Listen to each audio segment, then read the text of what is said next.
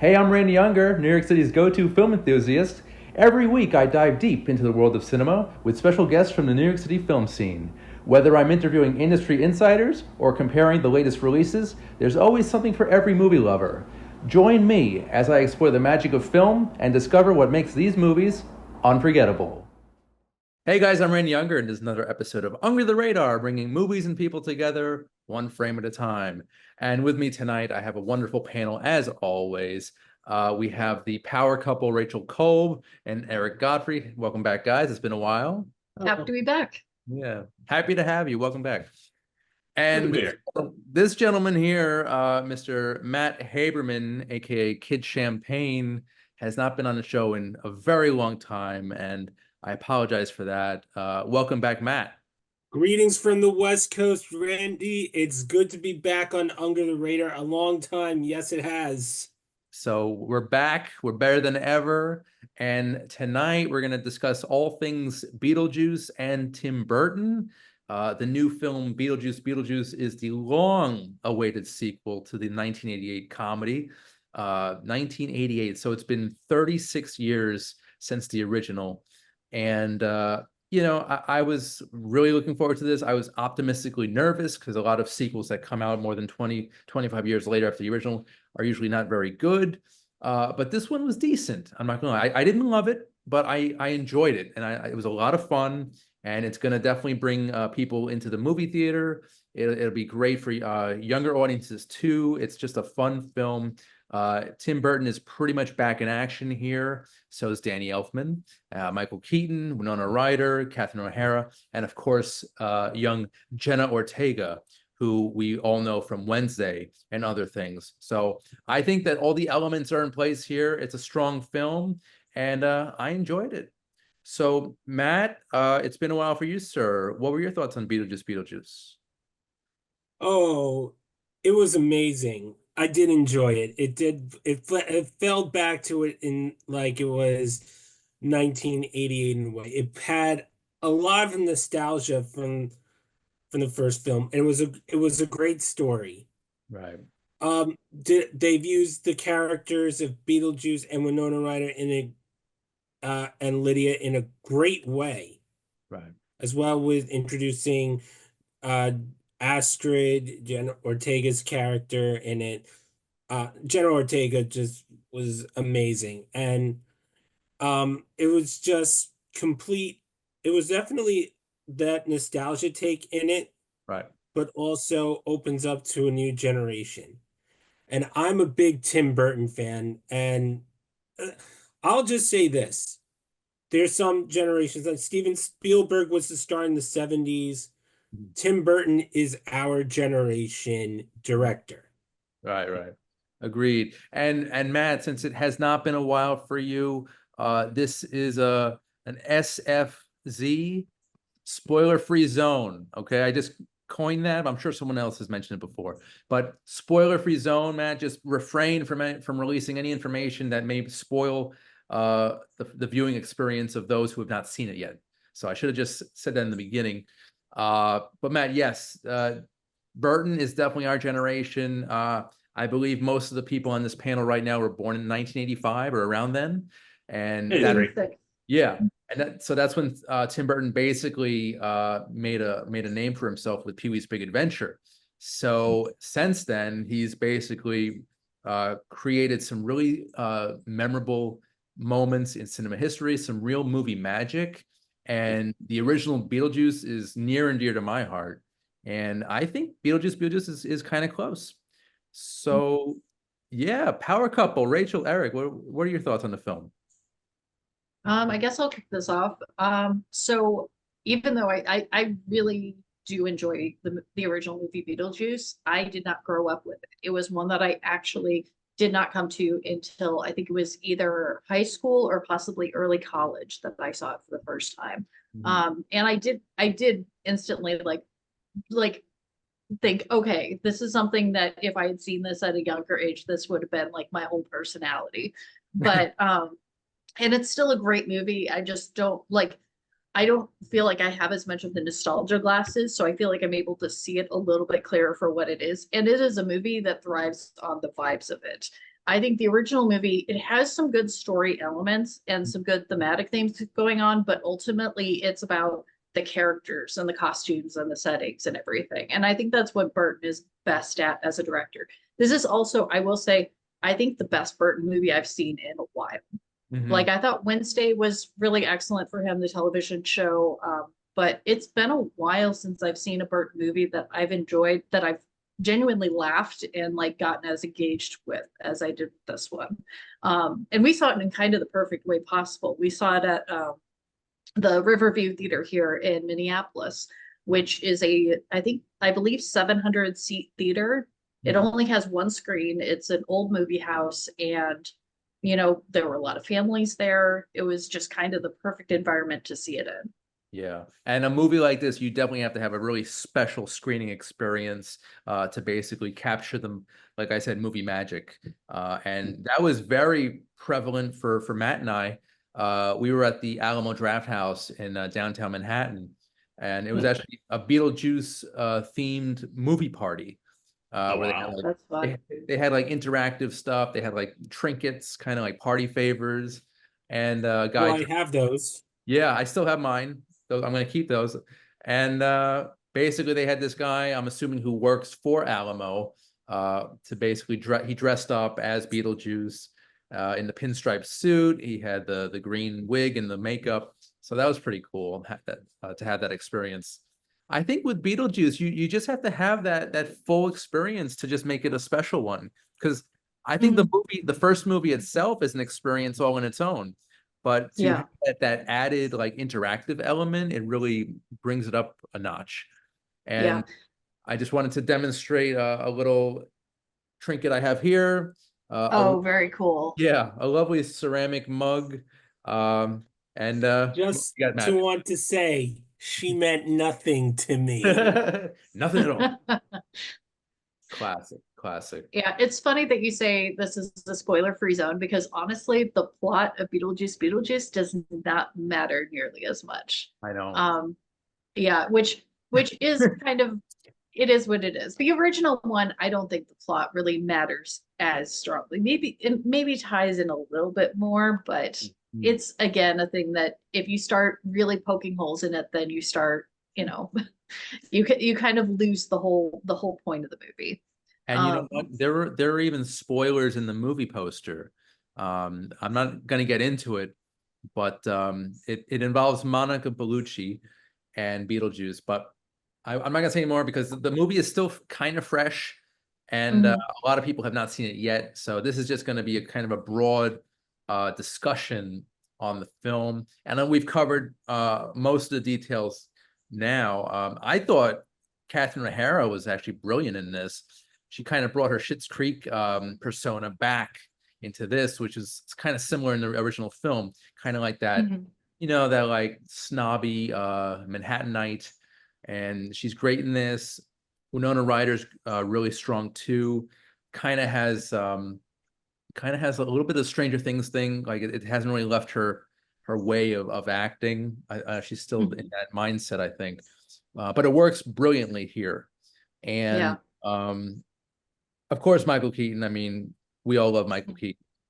It's 36 years have passed, but it feels like no time has passed. Like he's back in the makeup. He looks great. He's hilarious. And he's in this movie a little bit more than he was in the original, which is nice. But, definitely, yeah. But there are so many people that Tim Burton has these great relationships. We all know who I think I know who's a Tim Burton guy and who's a Tim Burton gal. We all know who's the real true, like the first Tim Burton guy, and that's Danny Elfman. I mean, let's face it, Danny Elfman did almost most of his film scores except for 3 films. That's right. Yeah, so basically his Beetlejuice score is iconic. He did it a year before Batman, and it really solidified his tone, like that very wacky, fun, supernatural vibe. And in this, we kind of get the same thing, but kind of he brings it up a level, which was nice. I was looking forward to a little more ingenuity in the score progression, the evolution. I don't think he really impressed me with this score, but it was a fine score nonetheless. But Mhm. Yeah, Rachel, they had some fun musical cues too in it, yeah, definitely. Particularly a scene towards the end of the movie has a really great music sequence that kind of harkens back to the original You're movie. right. true, yeah, in the church. I'm not going to give much away. Yes, yeah, But yeah. I was a little annoyed by the use of pop music and like regular, just normal song use. It was a little Yeah. obnoxious in my opinion. I mean, it was cute and it will draw in younger audiences, but I think it was kind of over the top and it It's was a funny you little, said that because I remember when it happened in the movie. And I think I said this to Rachel afterwards. There's a montage sequence you're speaking of, or basically a setting up sequence with some characters driving through the town, and Mhm. it's set to some pop song, and I'm just like, man, Randy's gonna be mad that there wasn't an Elfman motif playing that instead of just I a know. random pop song. I'm like, Randy's gonna be so mad that Elfman didn't have the town motif as she's riding by all the landscapes. The traveling montage, the traveling Yeah, exactly. Yeah, theme. Yeah, That's a great theme, yeah. that's another thing that I liked about Tim Burton too, is that his way of putting in from live action and even stop motion Yeah. Mhm. sequences. And that was in the, Yeah. the original Beetlejuice film too. Right. If I can just spoil the original Beetlejuice film for a course. moment, Of course. with the sandworm, Yeah. Yeah. Right. those iconic creations of the sandworm. And it's just and even in from other films such as Pee-wee's Big Adventure with the stop Right. motion. Right. But let's I not was gonna say, forget even his when, ultimate masterpiece in stop motion, The Nightmare Before Christmas. Yeah. Wasn't in the original movie when Baldwin and Davis, when they're doing the face Yeah. stuff, that's Oh, stop yeah. motion also, when they're manipulating their faces Yeah. into There to try was to a scare there was a little bit of that stop motion regarding, I'm not going to spoil it, but one of the main characters from the first film, they brought him back in this. Mhm. It was an interesting choice given this particular actor's legal Yeah. history. But Mhm. Yeah. But and they had how to figure out a way to at least deal with that character. right. And it's Mhm. interesting that that character had more screen time or even mentioning than two of the other characters in the original who were the main focal point. So Right. Mhm. I'm just gonna say it. Alec Baldwin and Gina Davis, they really just get a mention in the film. Mhm. I heard that there was gonna be a cameo, but sorry if I spoiled that, guys. But yeah, we do get Charles Dietz a lot more than the Maitlands. But hey, that's all I'm gonna say. It's still a fun movie, and Yeah. I think Burton is back. I think Wednesday brought him back into the spotlight, and because yeah, Rachel, you mentioned you touched on a topic that I'm very curious to discuss with all of you guys. That this is one of the better Burton films in recent years. For me, Yes. Mhm. I think before this, his last great film or last decent film was Big Eyes, with Amy. Yeah, that was a decent film. I Yeah. think Burton is one of those directors that works very like there's a reason why Burton continues to work with the same actors over and over again, because I think he finds a lot of inspiration in that. Mm. He went with Johnny Depp, went Right. through with Renata Reiner. Like you see, like especially with Johnny Depp, like how from Edward Scissorhands to Ed Wood to even Sweeney Todd, like how much that relationship really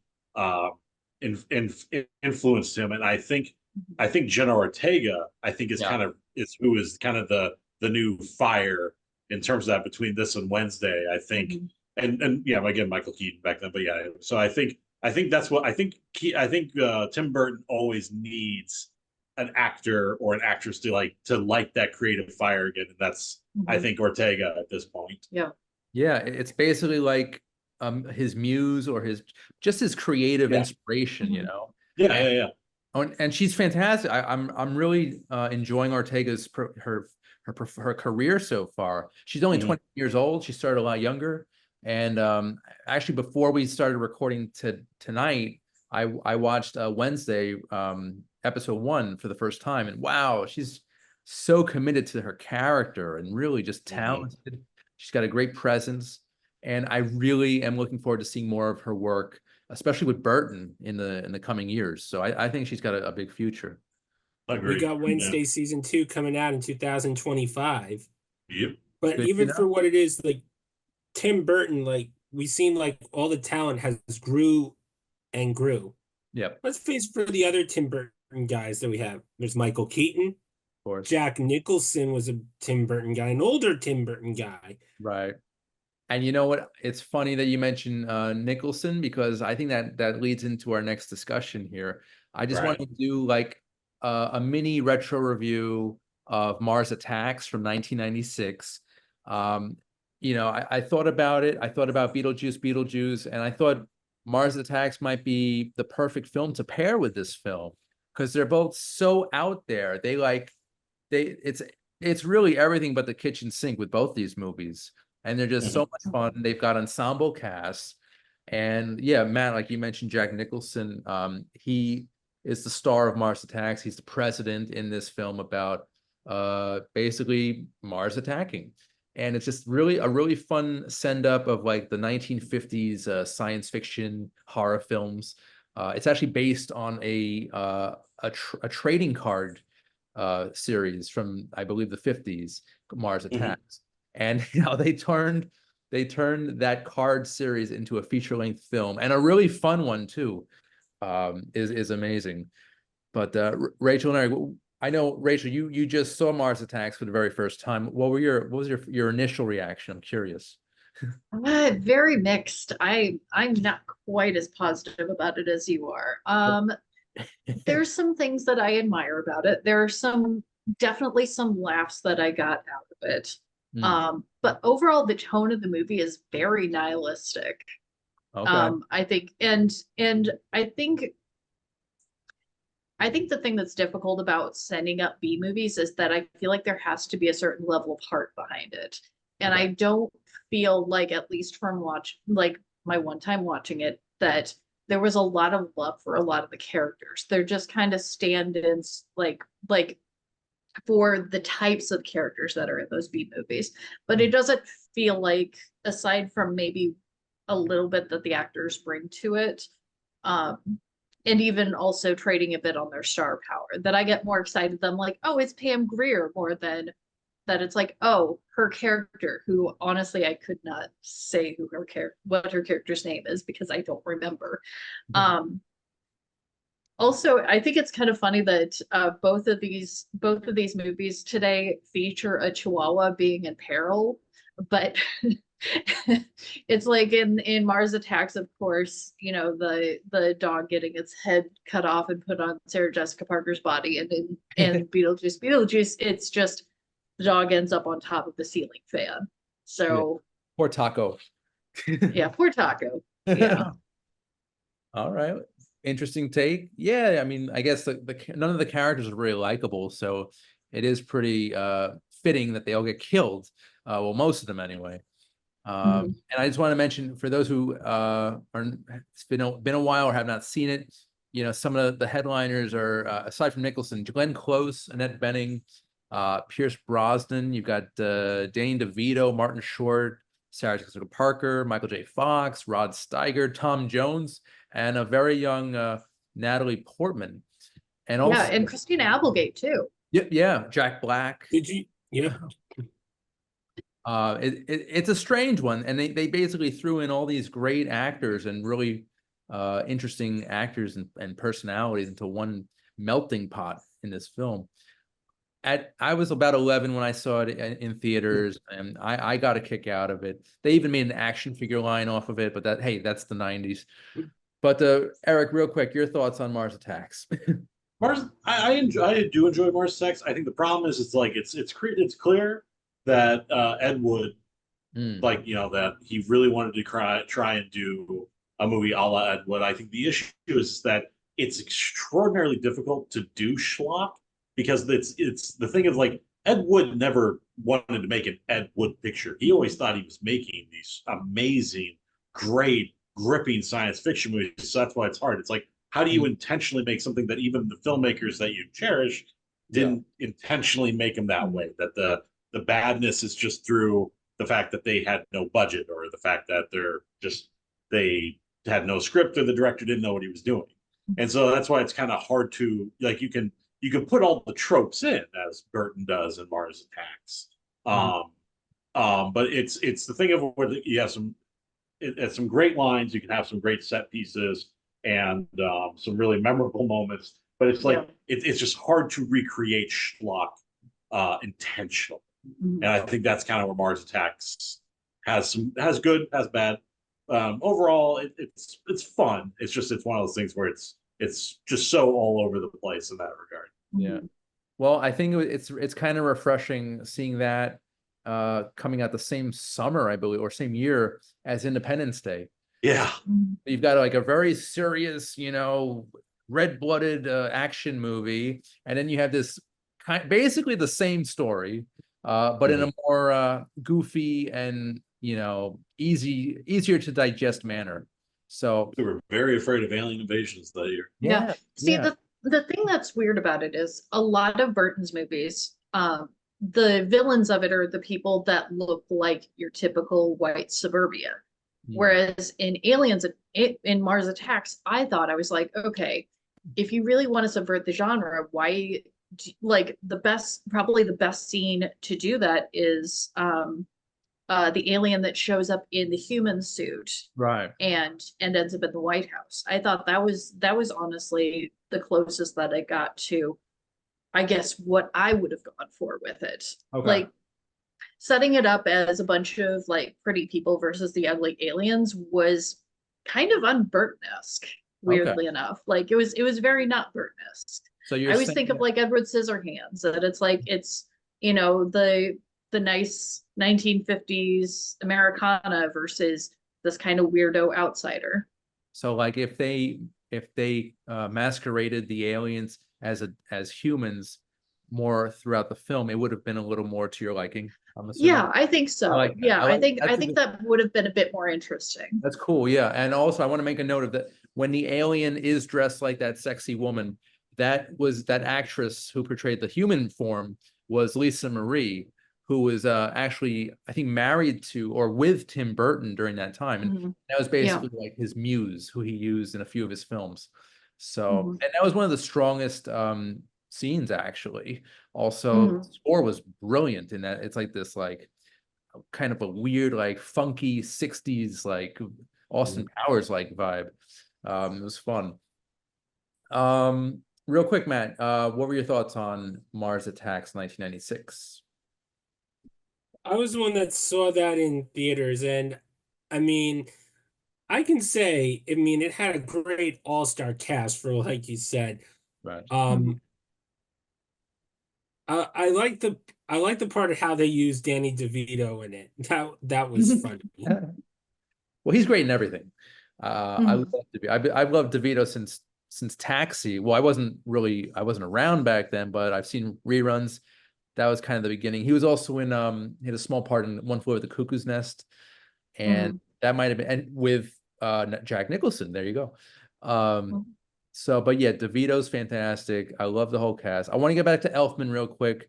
The main title for this film, when you see the flying saucers fly towards Earth, it's just one of the greatest militaristic marches ever. It's got kind of like almost like a Batman feel to it, and just really strong instrumentation. He uses this instrument called the therium, I think it's pronounced, which is basically like an alien sound, like alien sounding twangy instrument. So I'm a fan of this movie. I think it's a fun one. Just get a bunch of your buddies together and on a nice Saturday night, put it on and have a good time. So yeah, Matt, you did mention James Earl Jones, and I thank you for mentioning him. Obviously, we have recently lost him. He passed away last week at the age of 93, and he left behind a fantastic legacy. Some of the greatest performances ever captured on film. I believe it was on stage and TV as well. A man of many talents, a true thespian. And for me, I think his best performance, or one of his strongest, is from Field of Dreams. Yes. Is basically, it's not, it's sort of a baseball movie, but it's really a human drama, a really touching family story, one also of friendship, and the supernatural. You know, there's a strong ghost element, and I think James Earl Jones knocked it out of the park. Forgive the pun there, and just a great performance there. Matt, since you did mention it first, what were some of your highlights from this gentleman's career? I think, well, definitely one of my highlights from his career is the voice of Darth Vader Of from course, Star Wars, of course. Mhm. as well as him being Mufasa, the voice of Mufasa in The Lion King. Those are, I think, as the two iconic, but also in comedies, um, Coming to America, Right. Nice. as Which well. he had actually had a lion draped over his suit as part of his wardrobe, which I guess was a kind of a sign of times to come for the Lion King. But maybe not. Whatever. Oh, but let's not also forget his role in The Sandlot. Hmm. Oh yes, as the blind neighbor with the Babe Ruth baseball. Mr. Myrtle. Right. His name is Mr. Myrtle, like we owner Hercules. Hercules, how'd he get out? Well, it could have just had me gotten the ball. That was all. And yes, his role was just not even maybe 7-10 minutes. I But know. that was No. it was still a great role for him to be in. Agreed. He made that movie real. He really added a touch of class to this everything there, to the proceedings. Rachel and Eric, James Earl Jones, has he impacted on you guys?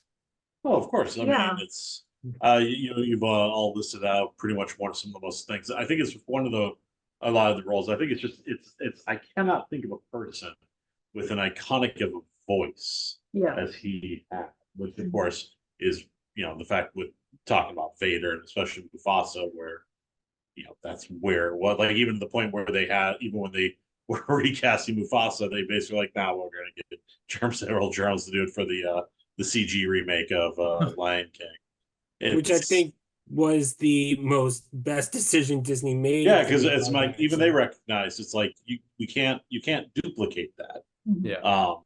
And so I feel like it's just it's there's nobody who sounds like nobody who just had the gravity that he truly was a one of a kind. Yeah. He could have made it just a career off of his voice. He forget, on But camera. yeah, I was gonna say between all the times they got him to come back and do Vader, especially in recent years, I mean they basically did. That's crazy.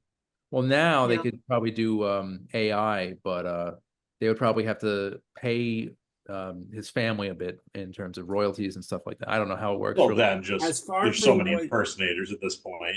as far for what I've been hearing, that Disney did pay his family to use his voice for AI for any projects, as far for what I know, for Darth Vader.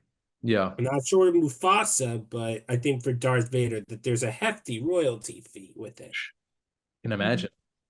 Rachel, do you have a top performance? Yeah, I just wanted to mention real quick one of his stage roles where he originated the role from the stage play Fences, Right. which was later adapted into a movie. The character was later played by Denzel Washington, but That's he great. played opposite of Courtney B. Vance, who is also an excellent actor in his own right.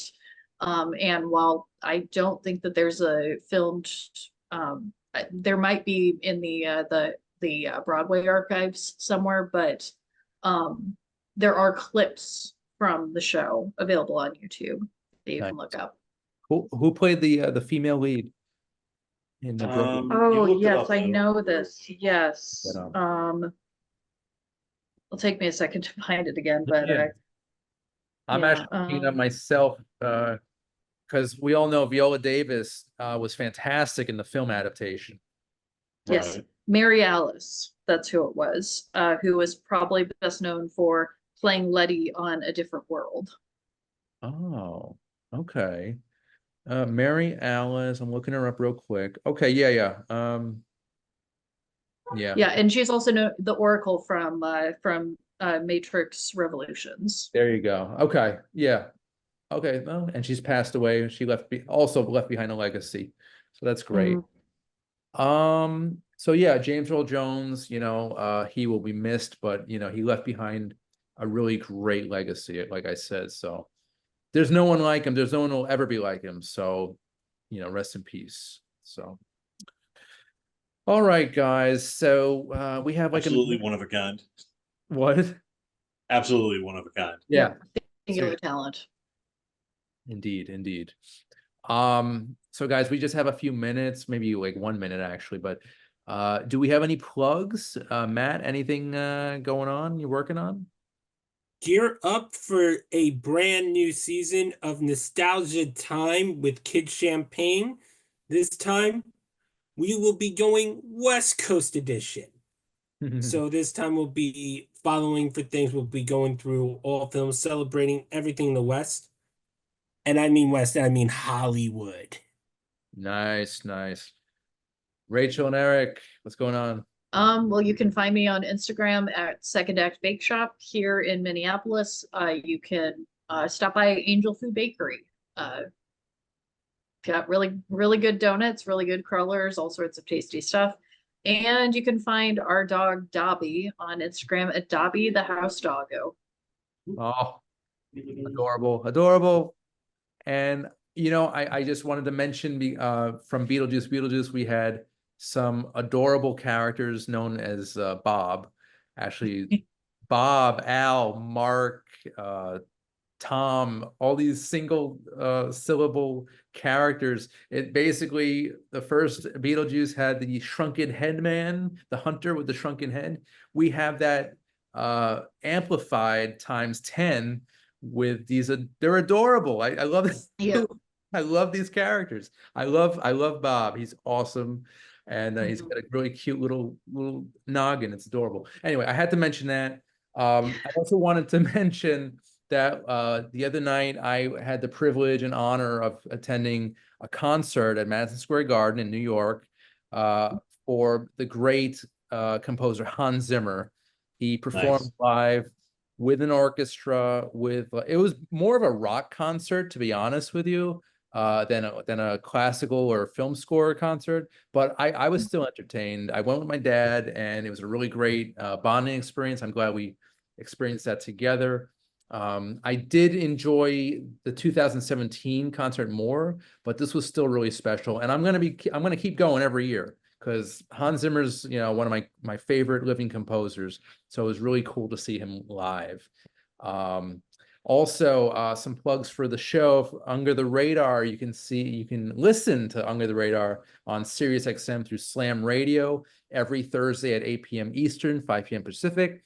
Also, the video version of Under the Radar is on Manhattan Neighborhood Network, and that's every Monday at 11 a.m. Eastern, 8 a.m. Pacific. And as always, feel free to subscribe to the Under the Radar YouTube channel and share it with your friends and family, everybody, and spread the word.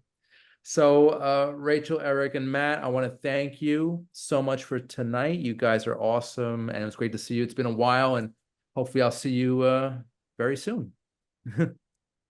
So my pleasure. It's always good. And I hope to be in New York again soon. Yes, so we can record in person. Definitely. Nice. All right, guys. Well, I'm Randy Younger. This has been Under the Radar, bringing movies and people together, one frame at a time. We'll see you next time. Take care.